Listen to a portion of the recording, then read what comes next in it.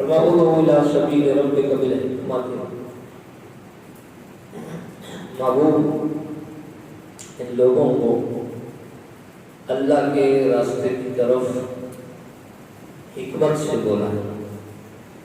ادعو الی سبیل ربک بالحکمۃ والموعظۃ الحسنہ، اور اچھی نصیحت کے ساتھ ان لوگوں کو اللہ کے راستے کی طرف بولا ہے۔ آج کا جو معاشرہ ہے اور آج کل جو حالات ہیں، ان حالات کی خرابی کا ایک سبب یہ بھی ہے کہ ہمیں دوسروں کی اصلاح کرنے کا طریقہ نہیں آتا۔ ہم جو اصلاح کرنے کے اصول و ضوابط ہیں ان سے ناواقف ہیں۔ ہمارا اصلاح کا جو طریقہ ہے اس کی وجہ سے سامنے والا شخص بجائے اپنے آپ کو ٹھیک کرنے کے وہ اور اپنے آپ کو خراب کر بیٹھتا ہے، کیونکہ ہماری جو اصلاح کا طریقہ ہوتا ہے تو ہم تنقید برائے اصلاح نہیں کرتے، بلکہ ہم تنقید برائے تنقید کرتے ہیں۔ کسی کو ٹوک کر اس کی اصلاح مقصد نہیں ہوتا بلکہ اس کی تذلیل مقصد ہوتا ہے، تو اس کا نتیجہ بہت زیادہ برا نکلتا ہے۔ اور سب سے بڑی بات یہ کہ جب آپ کسی کو کوئی بات کہہ رہے ہیں نا تو کسی تک بات پہنچانے کا طریقہ ہوتا ہے۔ بعض اوقات یہ ہوتا ہے کہ بات ٹھیک ہوتی ہے لیکن اس کے جو کہنے کا انداز ہوتا ہے وہ ٹھیک نہیں ہوتا۔ مثال کے طور پر ایک شخص ہے، اس کا والد اس کے سامنے موجود ہے، باہر سے اجنبی شخص آ کر اسے پوچھتا ہے کہ یہ جو بزرگ بیٹھا ہوا یہ ذرا کیا لگتا ہے؟ توجہ سے سنیے گا، آپ کو بات سمجھ آ جائے گی۔ یہ جو بزرگ بیٹھا ہوا یہ ذرا کیا لگتا ہے؟ وہ کہے کہ نہیں میرے ابو جان ہے، میرے والد محترم ہے۔ اگلے بندے کو سمجھ آ جائے گی کہ یہ اس کا بیٹا اور یہ اس کے والد ہے۔ اب یہ سے بات ٹھیک کی، جو بات کرنے کا انداز تھا وہ بھی ٹھیک تھا، لیکن اگر اجنبی بندہ اس سے پوچھے کہ یہ جو بزرگ بیٹھے ہوئے یہ کون ہے، تو وہ کہے کہ یہ میری ماں کا شوہر ہے۔ بات تو اس ٹھیک کی، اس کی ماں کا شوہر بھی ہے اور اس کی ماں اس کی بیوی ہے، لیکن وہ جو آنے والا ہے وہ بھی کہے گا کہ اس کے اندر کوئی تمیز نہیں ہے، بہت بدتمیز انسان ہے، اور اس کا والد بھی محسوس کرے گا اور دیکھنے والے بھی یہ تاثر لیں گے کہ اس کو بات کرنے کا ڈھنگ نہیں آتا۔ اب بات دونوں نے ٹھیک کی، جب اس نے یہ بتایا کہ یہ میرے والد محترم ہے تب بھی بات اس نے ٹھیک کی کہ یہ اس کا والد ہی لگتا ہے اور اس کا والد ہی اس کی ماں کا شوہر بھی ہے، یہ بھی بات ٹھیک ہے، لیکن بات کرنے کا جو انداز تھا اس انداز کی وجہ سے ایک بات اچھی بن گئی اور ایک بات ٹھیک ہو کر بھی اچھی نہیں بنی۔ ہم بعض اوقات بات ٹھیک کہتے ہیں لیکن ہمارا ٹھیک بات کہنے کا جو ہمارا انداز ہوتا ہے وہ ٹھیک نہیں ہوتا۔ اور بزرگان دین جب اصلاح فرماتے تھے، کسی کی اصلاح کرتے تھے، کسی کو غلطی کرتا ہوا دیکھ لیتے تھے تو وہ بڑے طریقے سے اصلاح کیا کرتے تھے۔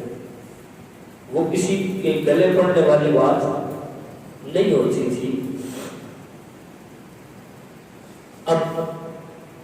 اگر دیکھا جائے نا تو معاملات بالکل برعکس. ہم ذاتیات پر تنقید کرتے ہیں. اگر کسی کی نماز ٹھیک نہیں ہے تو سب سے پہلے تو ہمیں یہ دیکھنا چاہیے کہ ہماری نماز کیسی ہے, ہم کیسے ہیں. کسی کی بول چال کا انداز ٹھیک نہیں ہے تو کیا ہمارا بول چال کا انداز ٹھیک ہے؟ کوئی اگر حرام کما رہا ہے, سود کما رہا ہے, تو کیا ہم حلال کھا رہے ہیں؟ پہلے اپنی ذات سے بات شروع کرنی چاہیے, پہلے اپنے آپ کو ٹھیک کرنا چاہیے. قرآن مجید کا واضح الفاظ میں پیغام ہے, یا ایھا الذین آمنوا لم تقولون ما لا تفعلون, اے ایمان والو وہ بات کیوں کہتے ہو جو خود نہیں کرتے. یعنی دوسروں کو کہتے ہو کہ یہ کرو لیکن خود نہیں کرتے. تو اس لیے جو بھی بندہ کسی کی اصلاح کرنے کی کوشش کرے, ہم میں سے ہر ایک تو یہ ہے کہ جسے کہتے ہیں جس کے پاس ہلدی کی گٹھلی ہو وہی انصاری بن جاتا ہے, وہی فتویٰ دینے شروع کر دیتا ہے, مفتی بن جاتا ہے. جسے چار مسائل پتہ چلے وہی جناب دوسروں کا جینا حرام کر دیتا ہے. یہ بات ٹھیک نہیں ہے. بعض اوقات نیکی گلے پڑ جاتی ہے اور پھر مسائل علماء تک لے کر آتے ہیں کہ ان کو سنبھالیں. تو اس لیے اگر کوئی ایسا مسئلہ ہے دینی تو کسی شخص کے گلے خود نہ پڑیں, بلکہ اس کو کسی عالم کے پاس بھیجیں کہ آپ اپنی اصلاح کے لیے فلاں عالم کے پاس دیں. میں نے علماء سے یہ سنا, یہ نہ کہیں کہ آپ غلط کر رہے ہو, اس کو کہیں میں نے علماء سے یہ سنا ہے. آپ علماء سے جا کے پوچھیں یہ بات ٹھیک ہے یا نہیں. اچھا, اب ہم کرتے ہیں تنقید برائے تنقید, ہم تنقید برائے اصلاح نہیں کرتے کہ کسی کو فائدہ ہو جائے, ٹھیک ہو جائے. ہم تو اس کو ذلیل کرنے کا مقصد ہوتا ہے ہمارا. مثال کے طور پر میں اپنی بات کرتا ہوں, میں اگر نماز ٹھیک نہیں پڑھتا تو اصلاح میری کرنی ہے نا آپ نے کہ قاری صاحب آپ نماز ٹھیک نہیں پڑھتے, تو یہ بات مجھ تک پہنچنی چاہیے نا. یا پورے مجمع میں آپ بتائیں قاری صاحب آپ کا جو پاؤں ہوتا ہے وہ ٹھیک نہیں ہوتا, آپ جب تکبیر کے لیے ہاتھ باندھتے ہیں تو ٹھیک نہیں باندھتے. تو اصلاح جب میں نے آپ کو نہیں کرنی ہے تو پھر پورے مجمع کو بتانے کا کیا مقصد ہوتا؟ اصلاح ہی اگر مقصد ہوتا تو پھر بات مجھ سے کی جاتی. میں اپنی مثال دے رہا ہوں, مجھے کیوں کسی نے کہا نہیں ہے, میں ایک بات سمجھا رہا ہوں کہ ہم جب اصلاح کرنے کی کوشش کرتے ہیں تو اگلا ایک تو اس سے بھی زیادہ خراب ہو جاتا ہے, اور دوسرا یہ ہے کہ وہ اگر دین کی طرف کچھ راغب ہے وہ دین سے متنفر ہو جاتا ہے.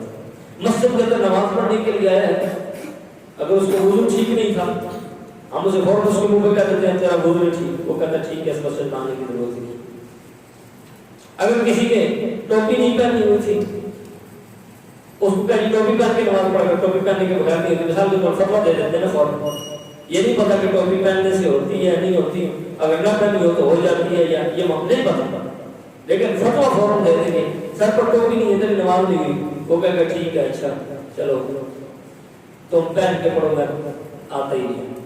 تو اصلاح کا طریقہ ہوتا ہے, بات بتانے کا طریقہ ہوتا ہے. حضرت ایک عالم دین وہ ایک بڑی خوبصورت بات بتا رہے تھے, حضرت خواجہ قمرالدین چشتیالوی علیہ رحمہ, بہت بڑے اللہ کے ولی گزرے ہیں. مرد کلندر جب نظر کرتا تھا دل کی دنیا بدل کے رکھ دیتا تھا. حضرت خواجہ قمرالدین چشتیالوی علیہ رحمہ ایک دیہات کے اندر گئے, ایک مصلی پر ایک مسجد میں ایک امام, چھوٹی سی مسجد, چھوٹا سا گاؤں, ایک غریب سا امام. لیکن جب آپ گئے تو آپ کو پتا چلا کہ یہ امام ہے سید. اب شہنشاہ اسلام ہے, شریعت اور طریقت کا بادشاہ ہے, لیکن یہ نہیں کہا کہ امام صاحب اسی پیچھے ہٹو میں نماز پڑھاؤں. کہنے لگے کہ آپ نماز پڑھائیں, میں آپ کے پیچھے نماز پڑھوں گا. انہوں نے بڑا ادب کیا, فرمایا ایسا ہوئی نہیں. اچھا, بعض اوقات یہ ہوتا ہے کہ بندہ جب کوئی بڑا بزرگ آ جائے تو جسے کہتے ہیں نا بندہ پریشرائز, تو اس طرح کے معاملات بھی پر جیسا بھی ہوا وہ امام صاحب جب نماز پڑھانے لگے, نماز پڑھاتے ہوئے دوران نماز ان سے غلطی ہو گئی, اور غلطی ایسی ہوئی کہ جس پر سجدہ سہو بنتا تھا. سجدہ سہو کے بغیر نماز وہ مکمل نہیں ہوتی تھی. یعنی ایسی غلطی انہوں نے کر دی کہ جو سجدہ سہو کے بغیر اس کی تکمیل نہیں ہو سکتی تھی نماز. امام صاحب نے سلام پھیر دیا, سجدہ سہو نہیں کیا. لوگ اور بھی امام صاحب کو ملنے لگے. حضرت خواجہ قمر الدین سیالوی صاحب بہت بڑے پیر ہیں, اٹھے امام صاحب کے ساتھ مصافحہ کیا, ہاتھ ملایا اور گلے لگ کر ملے. چونکہ پتہ تو چل گیا تھا کہ یہ سید صاحب ہے, تو کہنے لگے شاہ جی آپ نے اب یہ اصلاح, اب خواجہ صاحب کو پتہ چل گیا تھا کہ نماز ٹھیک نہیں پڑھائی.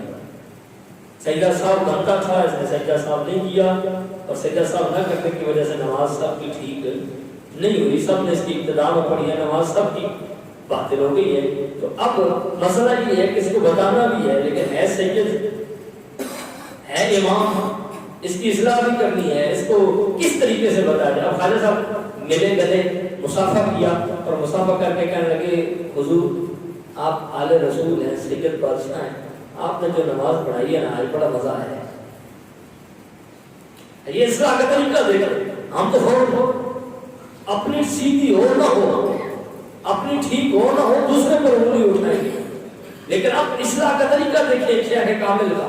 کہنے لگے حضور آپ نے نماز پڑھائی, آج بڑا نماز پڑھنے کا لطف آ گیا, ایک آل رسول کے پیچھے نماز پڑھی ہے, مزہ آ گیا نماز پڑھنے کا. میرا دل کرتا ہے کہ 4 فرض آپ نے پڑھایا نہیں, ایک بار پھر پڑھائیں. آپ نے نماز پڑھائی ہے, آپ کے پیچھے نماز پڑھنے کا مزہ آ گیا. اب آپ کو پتا تھا کہ نماز ہوئی نہیں ہے کیونکہ سیدہ صاحب نے کیا, تو کہنے لگے جی بہت مزہ آیا آپ کے پیچھے نماز پڑھنے کا. میرا دل کرتا ہے جو نماز آپ نے پڑھائی ہے نا, یہی 4 فرض ایک بار پھر پڑھائیں, میں آپ کے پیچھے پھر 4 فرض پڑھا. اب انہوں نے 4 فرض پڑھا دیے, تو جن کی نماز نہیں مکمل ہوئی تھی جب دوبارہ انہوں نے 4 فرض پڑھائے وہ مکمل ہو گئے.